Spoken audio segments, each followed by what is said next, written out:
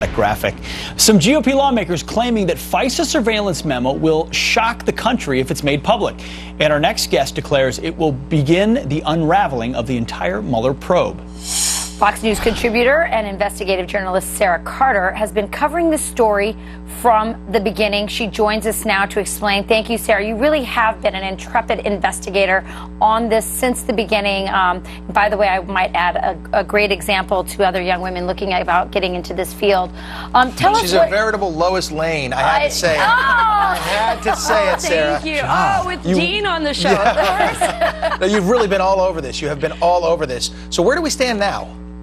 Well, this is pretty incredible. All of the members that I've spoken with who have had an opportunity to look at this memo, remember the memo was put together by not just the recent information that was given to the House Intelligence Committee, but information that they've been compiling for months now. So over the past year, everyone who's seen it says they are shocked and stunned at how the FISA warrants were packaged and used. Now, there are people named inside this memo. This is a highly classified memo, and I think that's why a lot of members of Congress have kept a very tight lip on this. They don't want to leak names, but they want the American public to understand that there was extensive FISA abuse. And this is huge because this means that the foundation that the special counsel built their case on in order to investigate Trump and members of his team right now, and even the investigation going back way last year based off of the dossier and some other information was built on a very shoddy foundation,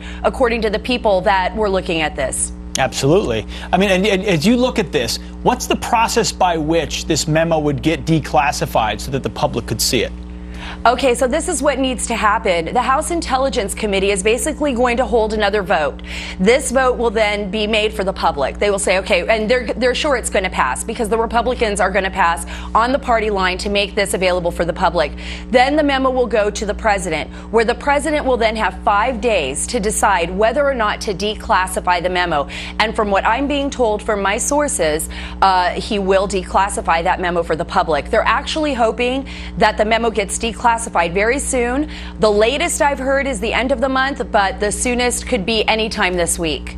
Wow. So if there was FISA abuse, is that on the people who are presenting the information to the judge, or is it that the judge was willing to agree to this with shoddy information and maybe knew it was shoddy? Who's to blame here? I don't really quite understand.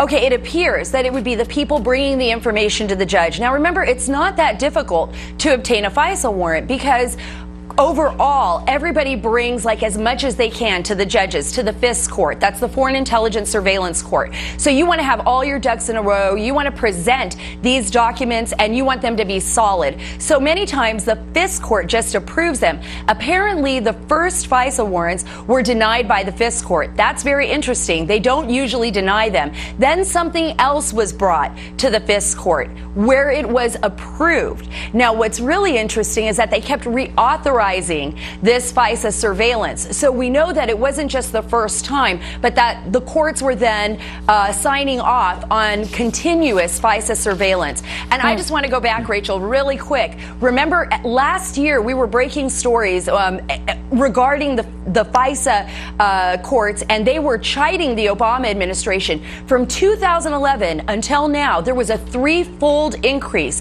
in unmasking Americans. Wow. And towards the end of the year, it was exponentiary. I mean, they were unmasking everyone they could. Samantha Power, we saw 300, Susan Rice, and others. So this is going to be very interesting. Sara Carter, a.k.a. Lois Lane, keep on it, and hopefully Americans will get to see that soon. She loves it, I can tell. I love it. Thank you I do. so much, Good morning. Sara. Thank you so much.